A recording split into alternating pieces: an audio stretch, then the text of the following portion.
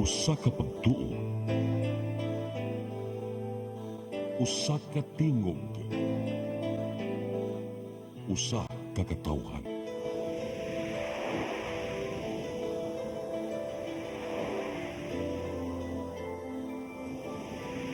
Cebu Catholic Television Network.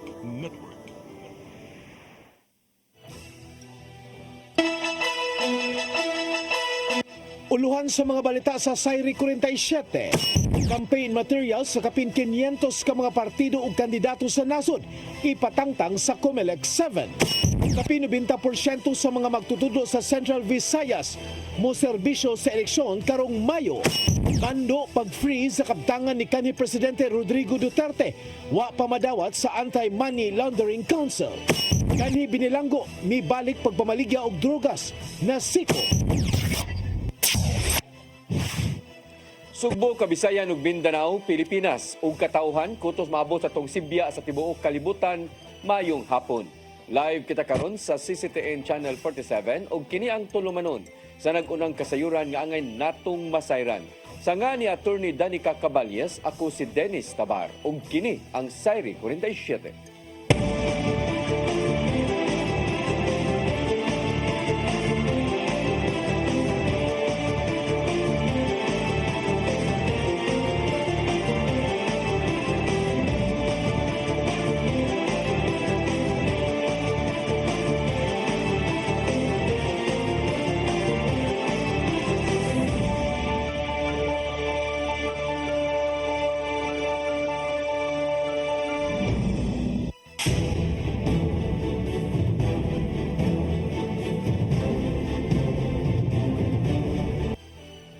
O karon sa kumpletong detalye sa atong mga balita, Commission on Election 7 nihatag og notice sa kapin 500 ka mga partido o kandidato dinhi sa nasod aron tangtangon ang mga campaign materials nga milapas na usab sa 31,000 ka mga posters ang gitangtang tungod kay nakalapas man sa mga lagda sa papangampanya. Ang kasayuran ihatod ni Gian Navarro. Gikumpirmar ni Commission on Election 7 Director Attorney Francisco Pobe nga nihatag na sila og notices ngadto sa 518 ka mga kandidato og partido. Kini aron panangtangon ang mga tarpaulins, posters ug ubang campaign materials nga wa nakabutang sa saktong lugar. Sa mong gidaghanon, nagagikan sa Bohol ang 305 nini og 213 usab sa Sugbo. Subay kini sa nimong subsub nga kampanya sa Oplan Baklas sa COMELEC. Gipasabot ni Pobe nga sa higayon maisyuhan og notice ang kandidato tangtangon gyud sulod sa gitakdang oras. Based on the COMELEC resolutions, they are given 72 hours to comply with the notice sent to them by the different election officers. Mong hinusgan pa ang ilang Oplan Baklas atol na sa pagsugod sa local campaign period karong Marso 28. Kung isgutan ang gidaghanon sa mga gipangtangtang na nga campaign materials, niabot na kini og 31,810. Tungod kini sa mga kalapasang naangkon sa manalang sa pagpamilit nga layo sa common areas, mga punuan sa kahoy ug uban pa. Nagagikan ang kadaghanan nini sa Sugbo nga dunay kapin 25,000 nga unlawful campaign materials, samtang kapin 6,000 usab ang nagagikan sa lalawigan sa Bohol. Kahapon, when the RGCC, I request the DNR to segregate on a per item basis kung pilang yung kabuo ang mga tarpili o mga propaganda materials or any other kanang mga posters or materials nga gipost sa bawal based on the DNR advisory nga dili na sa ilang matantang. Awag nila sa mga kandidato nga mas mayong gabiton ang biodegradable materials sa ilang campaign posters. Kini aron di makapasamot sa mga nagtipunog nga basura sa palibot. Gian Navarro, CCTN News. Dulaan 93% sa mga magtutudlo sa Central Visayas ang nakapasar og makaalagad karong umabot nga eleksyon sa Mayo.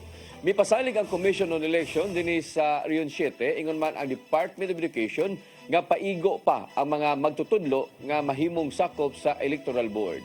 Ang kasayuran ihatod pagbalik ni Gian Navarro.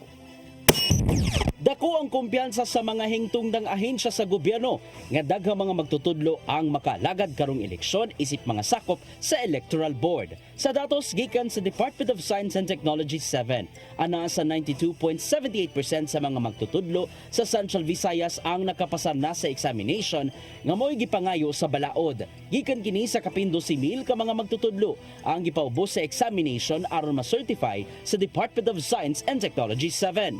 Gipasabot ni DOST 7 Director Engineer Jesus Zamora nga ang ilang ahensya mo'y nangunay sa pagpahigayon og eksaminasyon aron matesting ang kahanas sa ilang mga sakop sa electoral board. Samtang ang COMELEC 7 ug ang DepEd may nangunay sa training ngadto sa mga magtutudlo. Ubos sa automated election law, kinana makapasar among mga magtutudlo aron makadumala sa presinto gamit ang mga advanced nga voting machines.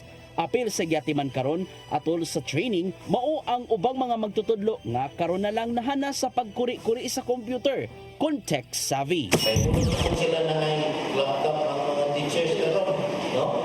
Nya part na siya sa requirement, so depende na siya what may role in the selection of the teacher.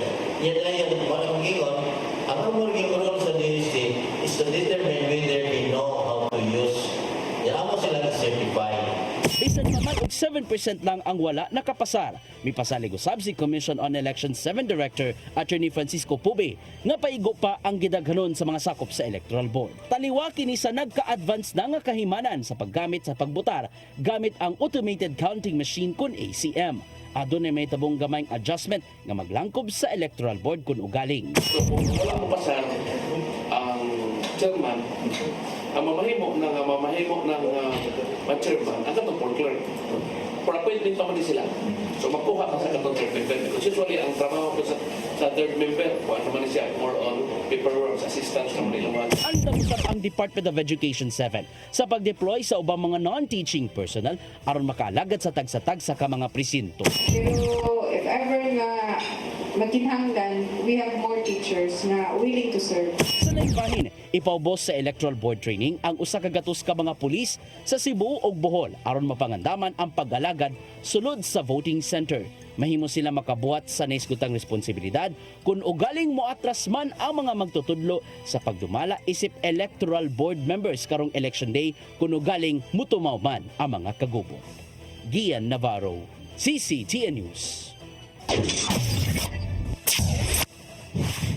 Gipahimangnoan ni Mandawi City Congresswoman Emaril Lollipop Juan Luzon ang publiko kabahin sa nikatap karon nga piki nga pamahayag sa internet nga gipasangil ngadto kaniya. Bahin kini sa 20 milyones pesos nga magikay Skywalk project. Gisaway ni Dison ang giingong piki nga statement nga gi-share sa Facebook account ubos sa ngalan nga Redmond Colina. Ang post adunay gi-edit nga graphic nga napakita sa iya nga litrato og silyo sa House of Representatives nga nagsugyot nga kadtong dili malipayon sa Skywalk mahimong dili na mo gamit niini. Gihimakak sa kongresista nga siya ang ipagawas o namahayag o giawhag ang publiko sa pag-report sa giingong nga gituyo nga pagdaot kaniya. Ang kontrobersiya mitumaw taliwa sa nagpadayon nga mga diskusyon sa gasto sa magikay Skywalk nga bag-o lang usab nga giablihan.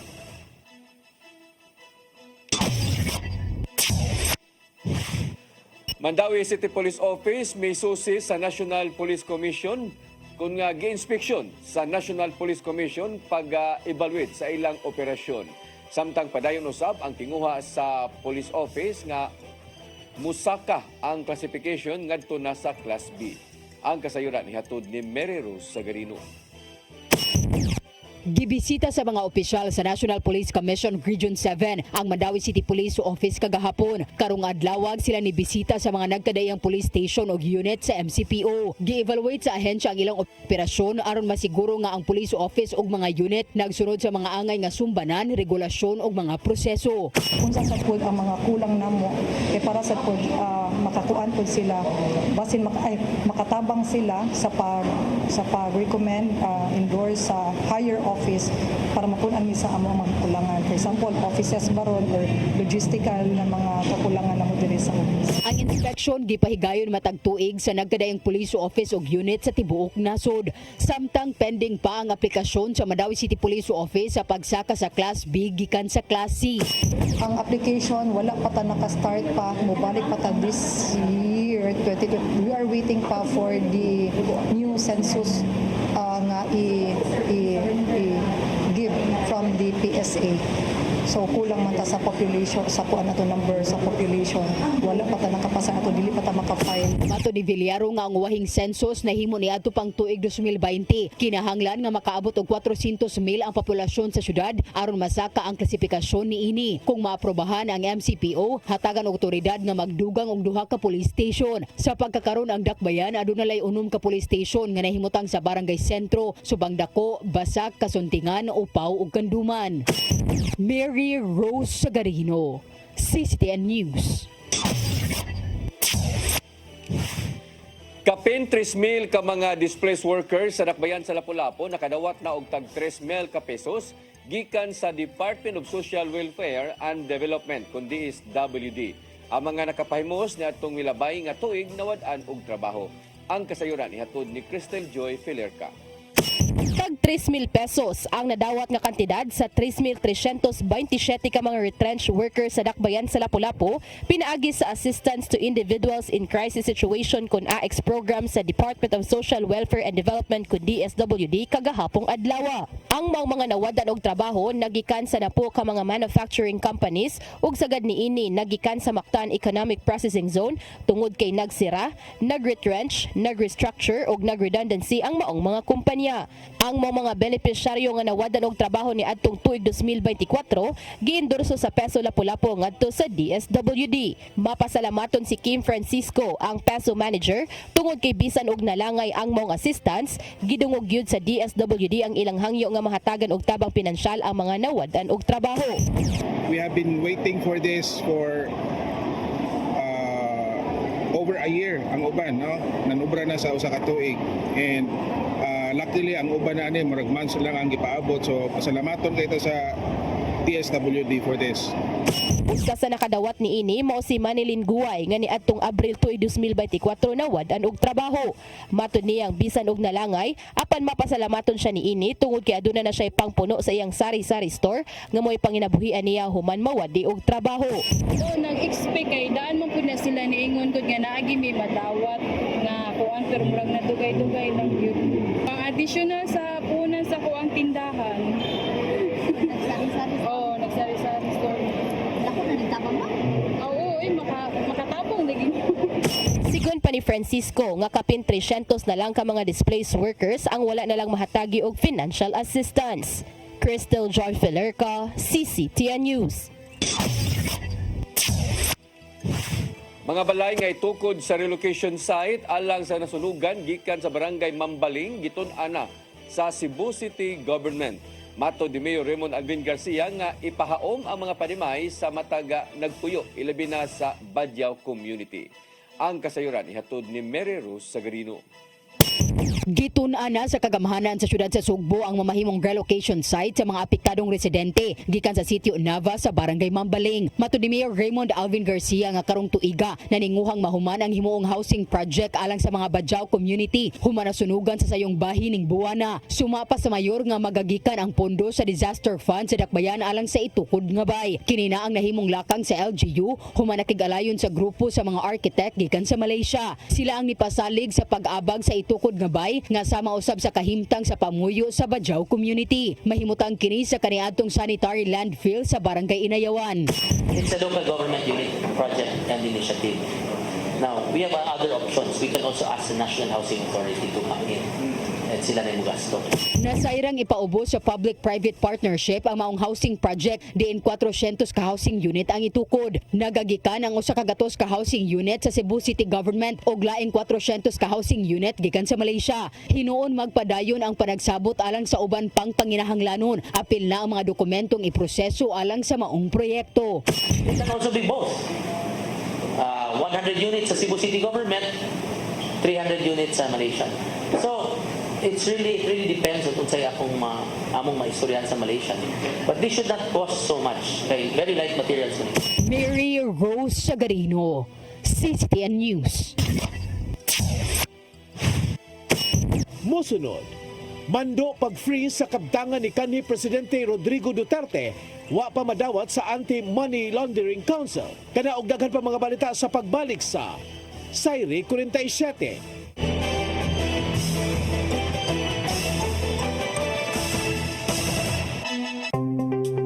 Discover the beauty of the Philippines.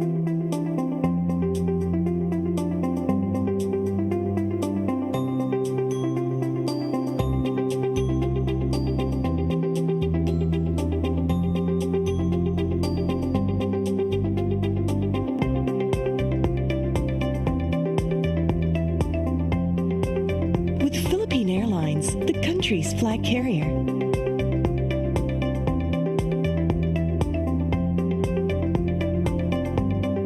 The airline that lets you feel the warmth of the nation.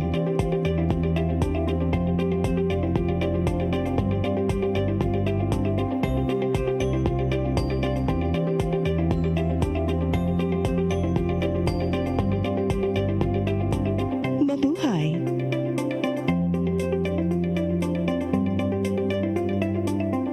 Kaiba sa mga politiko, matagal nang ginagawa ni Ariel Quirubin ang ipaglaban tayo. Kahit sariling buhay inaalay. Ngayon, iba ang laban. Pero tuloy ang misyon ni Ariel Quirubin, ang ipaglaban tayo. Kung medalya ang sukatan at hindi pera, si Ariel Quirubin ang ating bayani na karapat-dapat sa Senado. Pag may Ariel Quirubin sa Senado, may bayani tayo sigurado. It was 1962, I am already 42. Nakagrato siyang kano nga ang height 6 feet 2. Max Orban, na tao midako sa Subo, nakahuman og high school sa University of Southern Philippines ug mikuhag machinery course sa Cebu School of Arts and Trade. Basta ilhan sa iyang mga awit nga pasiaw. Apan si Max Orban nagsugod isip usa ka seryosong mga awit niadtong 1960s. Dungga kining nagsabi kay dadon ko ikaw sa himaya dayo. Bukalista sa usa ka banda ug mitukal sa Japan, Vietnam ug uban pang nasod. Hangtod karon si Max Orban padayong milingaw sa mga mahiligon sa novelty songs. Apan wa niya talikdi ang una niyang gugma, ang harana. Max Orban, karbo sa Subo. Subo ano ni? Ulan pagkatahom mo ang magasudong kanimo daway kabuo.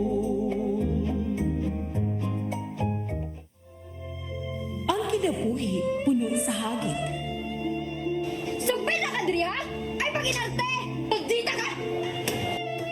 Puno sa pangutana. Bata pa gani ka kayo? Nagpuyab-puyab na ka? Kinsa man ako ang masakitin ako din ay karoon ang kinsa! Kung si buti mo'y pasabot na di. Puno sa luha. Pagpili pa, ako nga imong anak o kana imong mga babae. Kasuko.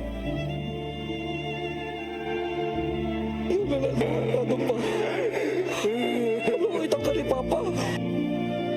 Apan bisan mangit-ngit pa ang imong kalibutan, aduna pa'y nagpahiping kahayag. Aduna ka pa'y kasumbungan.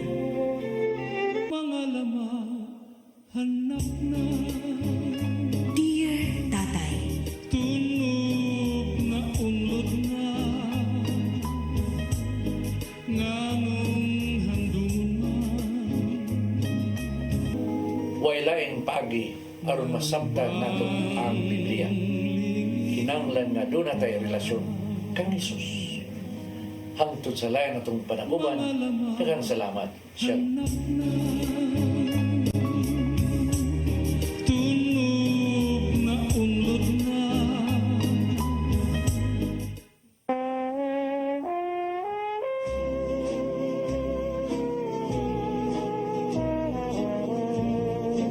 Gloria Sevilla, reyna sa pelikulang Binisaya. Gikan sa Bantayan Island, siya nagtungha sa University of the Visayas ug nadiskubrihan ang iyang abilidad sa pag-arte diha siya misalmot sa usa ka declamation contest.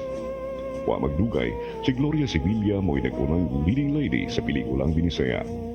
Mga pelikula sama sa Mga Anak in Town, Rosas Pandan, Mapait ang Balaod, Badli sa Kinabuhi, Gimingaw Ako, ug Matod Nila. Kanunay niyang leading man, mausab ang iyang kapika sa kinabuhi, si Matt Ranillo Jr. Apan si Matt Ranillo, sayong gibawian sa iyang kinabuhi. Lunod sa iyang kalampusan sa Cebuano movies, si Gloria Sevilla daling nagasuod sa Philippine movie industry. Niadtong 1969, siya napiling Best Actress sa FAMAS o sa 16th Asian Film Festival. Siya nagmini og usab sa laing iladong aktor nga si Amado Cortez, kinsa napiling Philippine Consul sa Estados Unidos. Si Amado Cortez, mitaliwan na usab pipila na katuig ang nakalabay.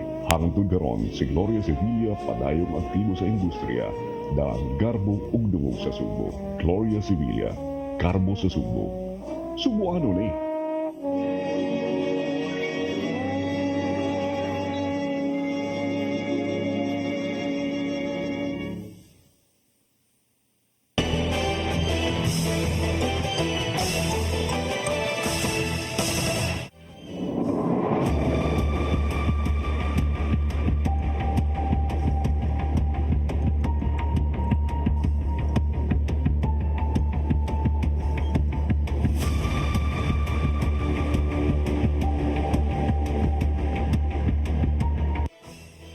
Balik sa atong mga balita, wa pa makadawat ang Anti-Money Laundering Council kon AMLA ug formal nga request gikan sa International Criminal Court kini aron pugnan kung i-freeze ba ang tanan nga kabtangan ni kanhi Presidente Rodrigo Duterte.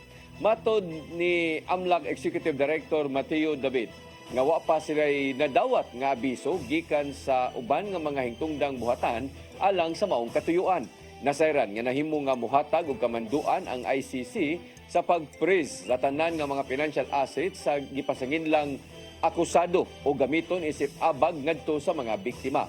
Gitatausab sa Malacañang nga ang AMLAC maoy mag-igo kung ipatuman ba ang maong kamanduan sa financial assets sa kanhi presidente.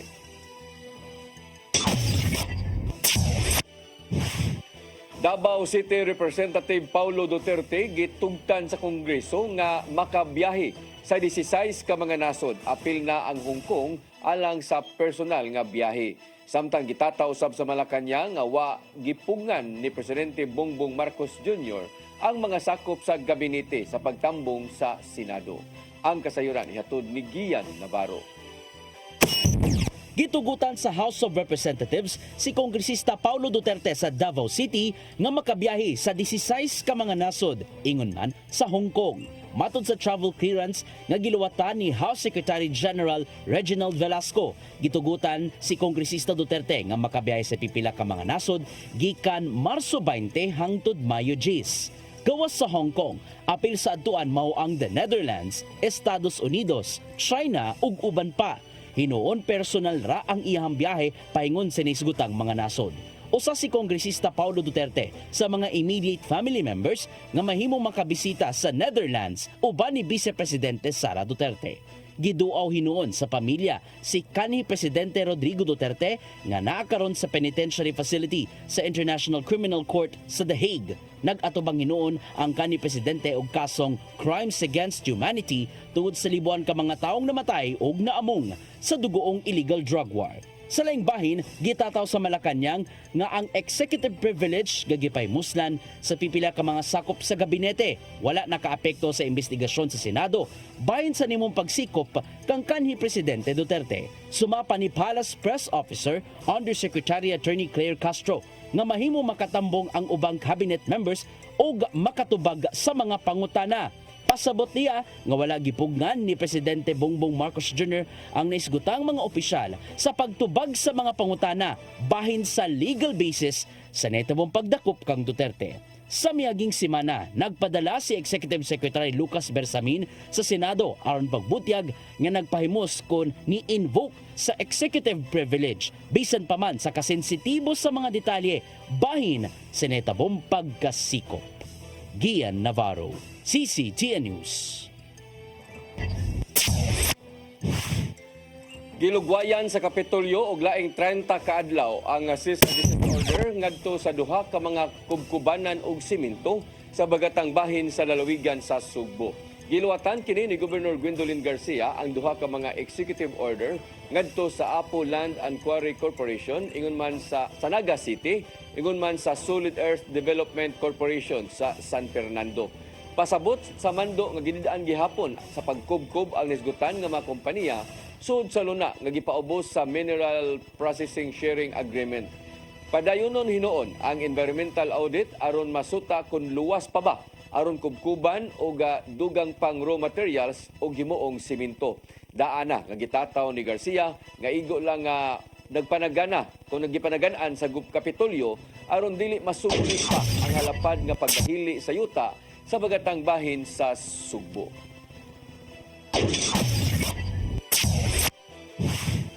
Pamilya sa 23 anyos nga motorista nga naligsan patay sa fire truck sa dakbayan sa Mandawi, desididong mopasaka og kaso batok sa driver.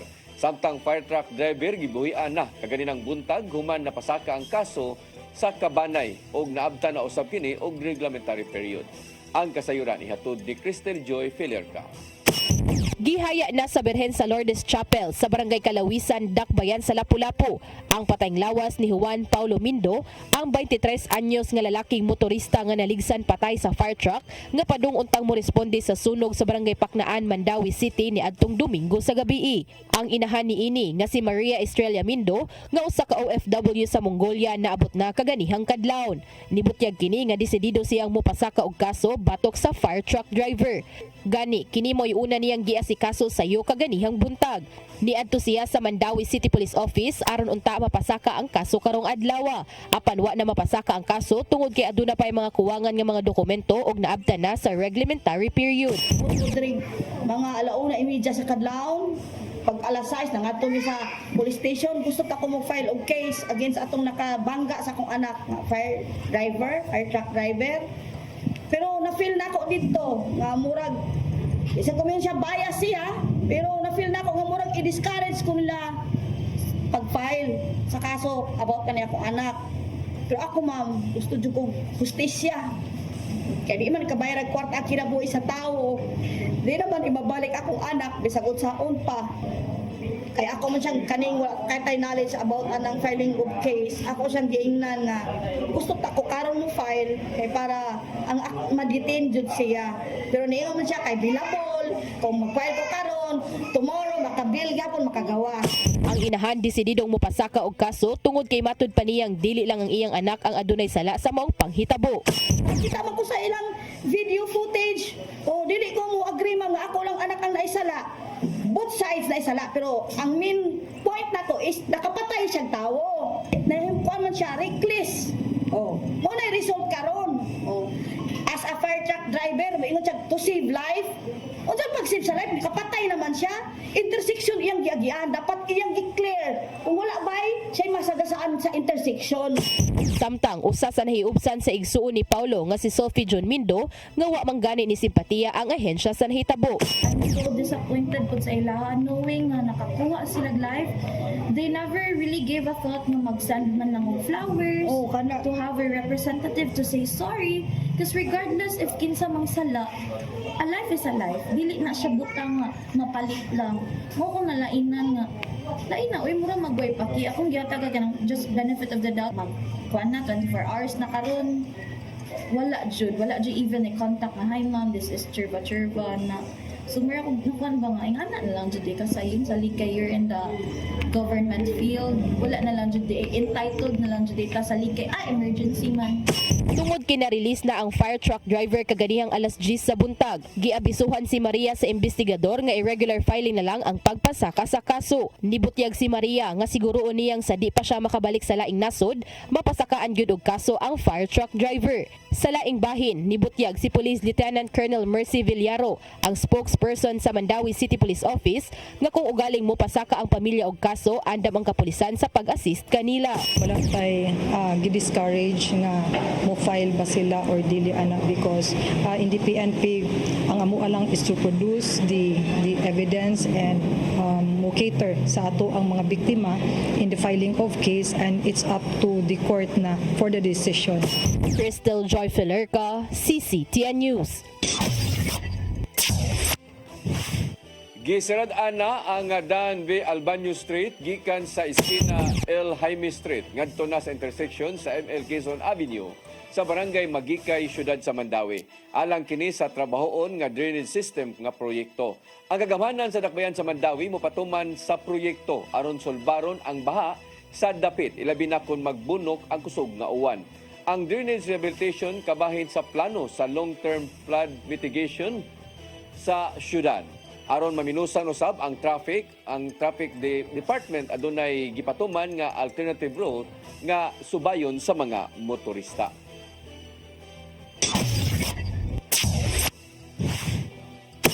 Mosunod, kani binilanggo ni balik sa pagpamaligya og drogas na sikop. Kana og daghan pa mga balita sa pagbalik sa Sayri 47.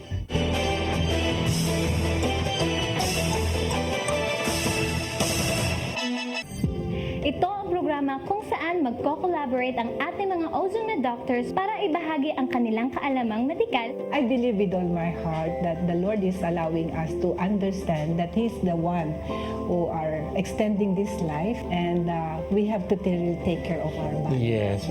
Matag episode among ipaambit ninyo ang mga healing testimonies. Every day pag-gising mo, iisip ko kung ilang taon na lang yung tatagal ko, yung ganun. This is your path to a new start. Ozone Med Wellness Clinic New Start. Napapanood every Saturday 8 to 9 a.m. Og ang replay airing matag Miyerkules 1:00 hangtod 2:00 sa hapon dinhi lang sa CCTN Channel 47.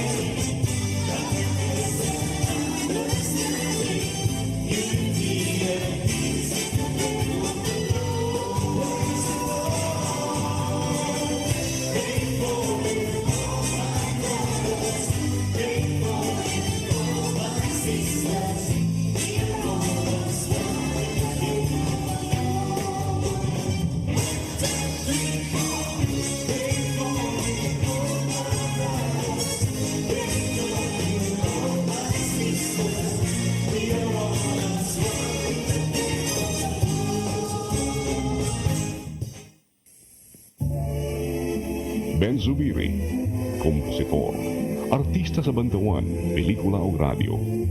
Mas nailhan sa ngang Iyo Carbo. Si Ben Zubiri ang misabwat sa way kamatayong awit Matod Nila.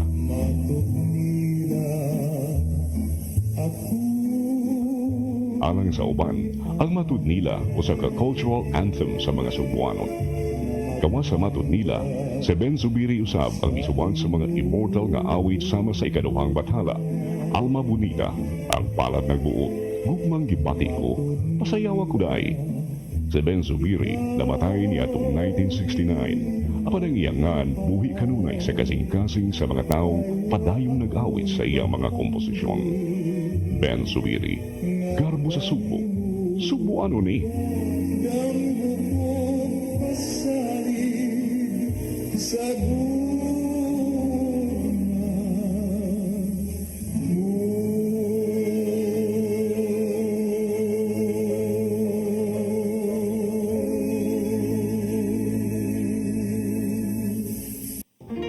I am the God that healeth thee. I am the Lord, your healer. I sent my word and healed your disease. I am the Lord, your healer. I am the God that healeth thee. I am the Lord, your healer. I sent my word and healed your disease. I am the Lord, your healer. I am the God that healeth thee. I am the Lord, your healer. I sent my word and healed your disease. I am the Lord, your healer. I am the God that healeth thee. I am the Lord, your healer.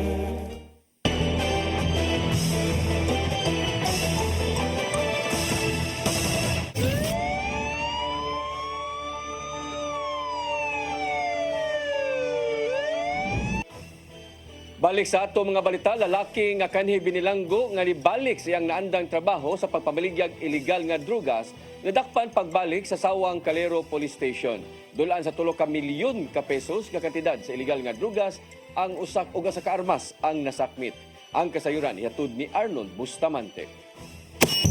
Ex-convict na butang sa listahan isip high value individual na sikop kini sa mga sakop sa Sawang Calero Police Station atol sa gidusan nga bypass operation alas 9:50 kagabi sa Belgium Street, Barangay Suba sa Dakbayan sa Sugbo human makuhaan og binulto sa gituang Cebu ug armas. Ang suspitsado gilang si Raymond Gucutano Rosal alias Munda, 43 anyos, taga Sitio Bayanihan, Barangay Lahog sa Dakbayan Sugbo. Nasakmit sa mga sakop sa Station Drug Enforcement Unit sa Sawang Calero Police Station ang mga dagkong puto sa gituang Cebu nga motimbang sa 417.3 gramos nga mobalor sa 2.8 milyones ka pesos. Lakip sa nakuha ang usa ka kalibre 38 nga pistola nga dunay duha ka mga bala niini nga giluklok sa iyang hawak. Matod sa usa sa mga operatiba sa Sawang Calero Police Station nga usa ka semana nila nga gipaubos sa monitoring ang maong suspitsado human migawas ang iyang pangalan nga nalagbigit sa illegal nga drugas. Baka baligya kini og tunga sa kilo matag semana din siya ang sinaligan nga bodigero sa iyang supplier ug siya usab ang gitawag nga kabayo kunting hatod sa kontrabando sa iyang customer. Ang iyang distribution mao ang tibok barangay sa Suba ug mga kasikbit nini nga barangay lagip na ang dakbayan sa Mandawig, Talisay. Si Police Lieutenant Colonel Maria Teresa Makatangay, Deputy City Director for Operations sa Cebu City Police Office, bibutyag nga si Rosal nadakpan na kaniadto sa kaso gihapon sa illegal nga drugas. Bisa nasulod na siya sa bilangguan ug sa iyang paglaya, wala matod pa kini muundang ug nagpadayon gihapon sa pagpamaligya sa illegal nga drugas. He is a resident of Barangay Lahog. And accordingly, his family, may biya siya, okay biya sila, no? They own a sari-sari store in that sitio where he lives in Barangay Lahog. And then, medyo nadakpan na ni siya kaniyadto, Section 11 o Section 12. And he's still engaged, even if napreso na siya. Wag yapon siya nag-reform, so he's still engaged in that selling of illegal drugs. And as a matter of fact, kadako ang iyahang baligya. That's why na-consider siya as high value individual sa amuang categorization. Idugang na makatangay nga nagpadayon karon ang gihimang investigasyon ug intelligence gathering aron pag-ila kinsa ang nagsupply sa illegal nga drugas kaniya. Sa gihatag nga pamahayag ni Rosal sa mga investigador sa Sawang Calero Police Station nga dunay tawo nga mobilin matud pa sa kontrabando nga mausab ang kuhaon sa suspitsado ug siya na ang mubuak-buak niini ug iyang ipangapod-apod sa mga barangay. Arnold Bustamante, CCTV News.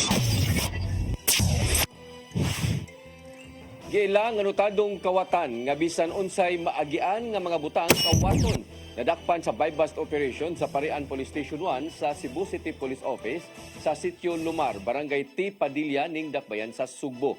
Nasakmit gikan kang Raymond Ruiz alias Bunso, 27 anyos nga taga Villa Gonzalo 2 sa Barangay Tejero ang pinutos nga gituang shabu nga motimbang og 5 gramos nga dunay kantidad nga 34 mil ka pesos. Nasuta nga notado pang kawatan si Bunso gani moabot pa kini og pangawat sa Dakbayan sa Mandawi. Ibaligya usab ang iyang kinawat og ang halin iangkat og shabu nga mao iyang ibaligya sa iyang mga customer. Human mamonitor ang iligal nga kalihukan ni Bunso, gilusad dayon ang buy-bust operation nga may resulta sa iyang pagkasikop.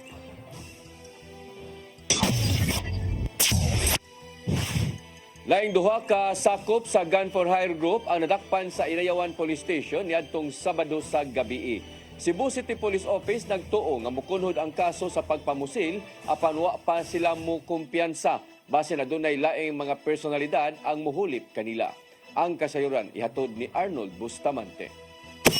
Laing membro sa Nadera Gun for Hire Group ang nalagpan sa follow-up operation sa Inayawan Police Station sa Paradise 3 Barangay Kinasangan sa Dakbayan sa Sugbo. Ang mga nasikop gila nga silang Rostom Sanchez Sialana o Kian Lavitan nga puros dunay mga kaso sa illegal nga drugas. Silang responsable sa pagpusil kang Rodolfo Bahardo Dumasig Jr., 42 anyos, pintor nga residente raw sa mga lugar samtang nagduwa kining computer. Sila sakop sa Nadera Gun for Hire Group nga kauban ni Gerson Tapere nga unang gipresentar ni Police Colonel Enrico Figueroa. Ang hepe sa Cebu City Police Office kano naman nga gipakita sa Fero 7 ang tulo nga mga gun for hire nga sakop sa duha ka mga grupo nga mao mulikida sa mga drug personalities nga dunay dakong utang sa illegal nga drugas. Si Police Lieutenant Colonel Maria Teresa Makatangay, Deputy City Director for Operations sa Cebu City Police Office, mibutyag kung wala pa madakpan ang duha nga kakonsabo sa mga hitman sa usa ka gun for hire group, mahimong sila nosab ang muhulip nini. Tungod silang pagkasikop dako ang ilang pagtuo nga mokunhod ang mga kaso sa pagpamusil sa Dakbayan sa Sugbo. Apan bisan pa man ini nagpaday ng ilang pag-ila kung kinsa pa ang mga link sa mga grupo. Definitely ma-feel na to, no? Hopefully kunhod ang ato ang mga incidents nga nalambigit o pagpamusil, no? Nga rin sa ato ang syudad.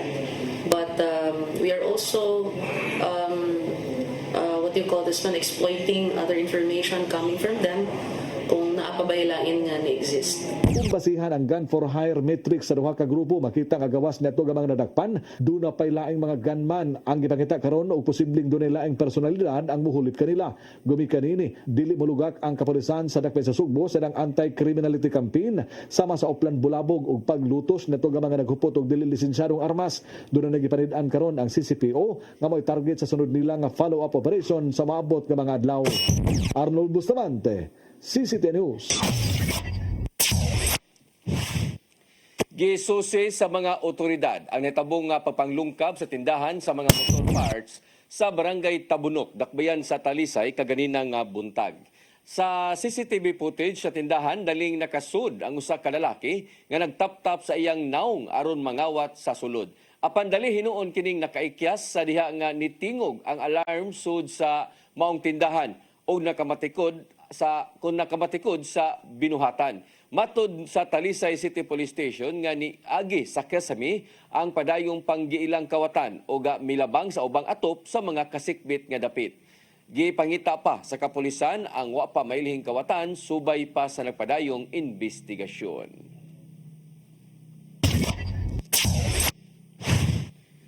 Mao kadtong naglangkob sa atong mga balita sa Sayri 47.